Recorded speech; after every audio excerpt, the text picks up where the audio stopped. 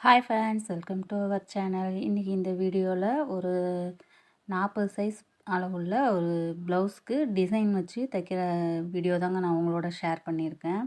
இது பார்த்திங்கன்னா அவங்க ஈவினிங்காக ஒரு 6 மணிக்கு தான் கொடுத்தாங்க. அவசர ப்ளவுஸ் தான். டிசைன் பண்ணி கொடுத்ததில் அவங்க ரொம்பவே ஹாப்பி. இந்த மாதிரி நம்மளுக்கு வந்து கிடைக்கிற வாய்ப்புகளை பயன்படுத்திக்கும் போது அடுத்தடுத்த இதுக்கு நம்ம நிச்சயம் நம்ம தொழிலை கொண்டு போக முடியும். இது பார்த்திங்கன்னா சில்க் காட்டன் ப்ளவுஸ் தான். டிசைன் வச்சு தைச்சி தர சொல்லியிருந்தாங்க. சிம்பிள் டிசைனாக இருந்தாலும் ஓகே தாங்க அப்படின்னு சொல்லியிருந்தாங்க. சிம்பிளாக இருந்தாலும் பார்க்க நீட்டாக இருந்தது. அவங்களுக்கு ரொம்பவே பிடிச்சி போச்சு டிசைனும். பிம்பாம் அந்த மாதிரி இந்த நம்ம தர்மாக்கோல் பாலில் நான் செஞ்சு அந்த பேக் சைடு மட்டும் வச்சுருந்தேன். 9 மணிக்கெலாம் ப்ளவுஸ் டெலிவரின்றதுனால அவ்வளோதான் என்னால் ரெடி பண்ண முடிஞ்சுது. 1/2 மீட்டர் வந்து சில்க் காட்டன் எடுத்துக்கிட்டேன். நார்மலாக நம்ம எப்படி லைனிங்கும் மெயின் மெட்டீரியலும் ஜாயின் பண்ணுவோமோ அதே மாதிரியே நான் ஃபஸ்ட்டு கழுத்து மட்டும் கட் பண்ணலை. கழுத்து பார்த்திங்கன்னா நான் கேன்வாஸில் கட் பண்ணிக்கிட்டேன். பாருங்கள், சென்டர் பாயிண்ட்டை நான் குறிச்சிக்கிட்டேன். எக்ஸஸாக இருக்கிறது எல்லாத்தையுமே நான் கட் பண்ணிட்டேன். க்ரீன் கலரு மெட்டீரியலில் சில்க் காட்டன் மெட்டீரியல் தான் எடுத்திருந்தேன். அதில் வந்து கேன்வாஸ் வந்து பதிச்சிருக்கேன். இதுக்கு வந்து கழுத்து அகலம் வந்து நான் 3 இன்ச்சு கேன்வாஸில் வச்சுக்கிட்டேன். இறக்கம் பார்த்திங்கன்னா உங்களுக்கு உங்கள் ப்ளவுஸில் எவ்வளோ தைக்கிறீங்களோ அந்த அளவுக்கு வச்சுக்கோங்க. அதே மாதிரி அகலமும் அந்த மாதிரி தான். நான் இதில் வச்சுக்கிட்டது பார்த்திங்கன்னா 9 இன்ச்சு கழுத்தோட உயரமும், அகலம் வந்து 3 இன்ச்சு வச்சுக்கிட்டேன். நார்மலாக ப்ளவுஸில் வைக்கிற கழுத்து அகலத்தை விட ஒரு 1/4 இன்ச்சு எக்ஸஸாக வச்சுக்கோங்க கேன்வாஸ்க்கு. அப்போ தான் வந்து கரெக்டாக இருக்கும். சின்ன சின்ன கட் கொடுத்திங்கன்னா அழகாக திரும்பும்.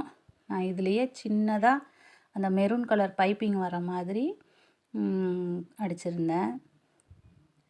அந்த எக்ஸஸாக இருக்குது இல்லைங்களா, அதெல்லாம் நான் அப்புறமா ஃபுல்லாக இதை ஜாயின் பண்ணிவிட்டு கேன்வாஸ்க்கு தகுந்த மாதிரி கட் பண்ணி எடுத்துக்கிட்டேன். அதை அப்படியே மடித்தும் அடிச்சிடலாம். மடித்து அடிச்சிங்கன்னா பிசுறு இல்லாமல் நல்லாவே இருக்கும்.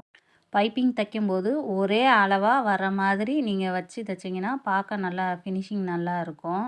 நம்ம கேன்வாஸ் வச்சு இந்த மாதிரி டிசைன் ப்ளவுஸ்லாம் தைக்கும்போது நம்மளுக்கு வந்து அளவுகள் மாறாமல் இருக்கணும்னா அந்த அயன் பண்ணும்போது அந்த அளவு மாறாமல் நம்ம அயன் பண்ணிக்கிட்டோம்னாவே மேக்ஸிமம் அளவுகள் மாறாது.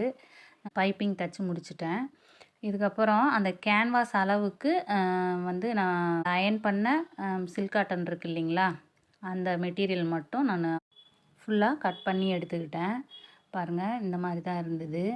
ஃபஸ்ட்டு ஒரு இன்ச்சு ஷோல்டர்லேருந்து வச்சுக்கிட்டு அதுக்கப்புறமா 1.5 இன்ச்சு கேப் வச்சுக்கிட்டேன். இன்ச் டேப்பில் அளந்து கரெக்டாக மார்க் பண்ணி வச்சுக்கோங்க. இந்த மாதிரி நம்ம மார்க் பண்ணி வைக்கும்போது ஒரே மாதிரி நம்மளுக்கு ஈவனாக வரும். அதனால் இந்த மெத்தடை நீங்கள் ட்ரை பண்ணுங்கள். எந்த இதில் செய்யும்போதும் நம்ம சோம்பேறித்தனம் பார்க்காம இன்ச் டேப் வச்சு நம்ம இந்த மாதிரிலாம் மார்க் பண்ணும்போது ஃபினிஷிங் நல்லாயிருக்கும். நிறையா எக்ஸ்பீரியன்ஸ் ஆகி அப்புறம் செய்கிறாங்கன்னா அது வேறு. நம்மளுக்கு வந்து ஃபஸ்ட்டு பிகினர்ஸாக இருக்கிறவங்க எல்லாமே இந்த மாதிரி விஷயங்கள்லாம் நம்ம கரெக்டாக ஃபாலோ பண்ணும்போது நல்லாவே இருக்கும். பாருங்கள், நான் தர்மாக்கோலில் அந்த மெரூன் கலர் மெட்டீரியலில் சின்ன சின்ன பாலாக அதில் நான் ரெடி பண்ணி வச்சுருக்கேன். இது வந்து நம்மளுக்கு சிங்கிள் கைடு மாற்ற தேவையில்லை. ஏன்னா அந்த பால் வந்து சாஃப்டாக தான் இருக்கும். அதனால் நல்லா அழுத்தி பிடிச்சிட்டு பக்கமாக அந்த எங்கே நம்ம மார்க் பண்ணியிருக்கோமோ அந்த அளவுக்கு வரும்போது நம்ம அந்த பாலை வச்சுட்டு கரெக்டாக அது மேலேயே நம்ம வச்சு தைக்கும்போது ஈஸியாக தான் இருக்கும். நம்ம தைக்க தாங்க நம்மளுக்கு வந்து அதில் வந்து என்ன நம்ம தப்பு செய்கிறோம், ஃபஸ்ட்டு நம்மளுக்கு வந்து நம்ம தைச்ச ப்ளவுஸ் வந்து நீட்டாக இருக்கணும். அப்படி இல்லாமல் நம்மளுக்கு தப்பாக ஒரு ஷேப்பாக இல்லை, கரெக்டாக ரவுண்டு வரல அப்படிலாம் இருக்கும்போது யோசிக்காமல் பிரிச்சுருங்க. அதை பிரிச்சுட்டு திரும்ப நல்லா நீட்டாக தைக்கிற மாதிரி பாருங்கள். நம்ம ஃபஸ்ட்டு சரி இருக்கட்டும் இந்த இடம் தானேன்னு நம்ம அந்த மாதிரி விட தான் நம்மளுக்கு அந்த நீட்னஸ் வராது. தப்பாக இருந்தால் கூட நம்ம ஒத்துக்கிட்டு ஆமாம் இது நல்லா இல்லை அப்படின்றத ஃபஸ்ட்டு நம்மளே கண்டுபிடிச்சி இது பண்ணோம்னா கஸ்டமரை வந்து நம்ம திருப்திப்படுத்தலாம். திருப்திப்படுத்த முடியாத கஸ்டமர்ஸும் இருக்க தான் செய்வாங்க. ஆனால் நம்மளுக்கு தெரியும் இல்லையா, நம்ம வந்து கரெக்டாக செஞ்சுருக்கோன்றது. அப்போம்போது நம்ம வந்து விட்டு கொடுக்க தேவையில்லை. மற்ற சமயங்களில் நீட்டாக நம்ம முடிக்கிறதுக்கு முடிஞ்ச வரைக்கும் ப்ளவுஸ் தைக்கும்போது நீட்டாக தைக்கிறதுக்கு நம்ம ட்ரை பண்ணணும். பாருங்கள், ஃபுல்லாக நான் வச்சு முடிச்சிட்டேன். அவ்வளோதாங்க. இதுக்கப்புறம் அந்த பிசுறு எல்லாத்தையுமே நான் கட் பண்ணேன். பொறுமையாக ஒன்றொன்னா அந்த மெயின் மெட்டீரியலில் படாத அளவுக்கு கட் பண்ணி எடுத்துக்கலாம்.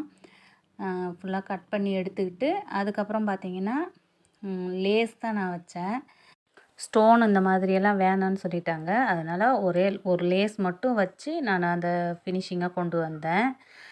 சிம்பிள் டிசைனாக இருந்தாவே போதும்னு சொன்னாங்க. ஆனால் இந்த மாதிரி வச்சு கொடுக்கையும் அவங்களுக்கு அவ்வளோ ஹாப்பி. இதுக்கு பார்த்திங்கன்னா நான் ஃபுல்லாக முடிச்சுட்டு எல்லாம் அயர்ன் பண்ணியும் கொடுத்துட்டேன். நீட்டாக இருந்தது ப்ளவுஸு. அது மாதிரி இந்த மாதிரி சில்க் காட்டன் ப்ளவுஸ் நம்ம தைக்கும்போது ஒரு அயர்ன் பண்ணிக்கிட்டோம்னா இன்னும் நல்லாவே இருக்கும். பாருங்கள், அந்த பிசுறு எல்லாமே உள்ளே போகிற மாதிரி பொறுமையாக பொடி தையல் வச்சு ஃபுல்லாக நான் ஜாயின் பண்ணிட்டேன். இந்த வளைவுகள்லாம் வரும்போது பார்த்துக்கிட்டிங்கன்னா நல்லா வளைச்சி கொடுத்து தைங்க. அப்படியே நம்ம அந்த வளைவு வரும்போது அந்த வளைச்சி தைக்காமல் நம்ம ஸ்ட்ரைட்டாக தைச்சோம்னா அந்த ப்ளவுஸ் போடும்போது சுருக்கமாக வரும். அந்த மாதிரி வராமல் இருக்கிறதுக்கு நம்ம எப்படி அந்த டிசைன் வளைவாக வைக்கிறீங்கன்னா அந்த வளைவுக்கு தகுந்த மாதிரி அந்த இடத்துல கரெக்டாக வளைச்சி கொடுங்க. அப்போம்போது நம்மளுக்கு ஃபினிஷிங்கும் நல்லாயிருக்கும். பாருங்கள், அதே மாதிரியே தைச்சிக்கோங்க. பொறுமையாக நம்ம தைச்சோம்னா அந்த இது மாறாமல் இருக்கும்.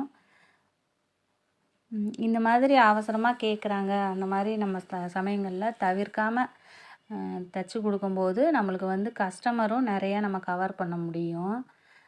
பாருங்கள், நான் முடிச்சிட்டேன்.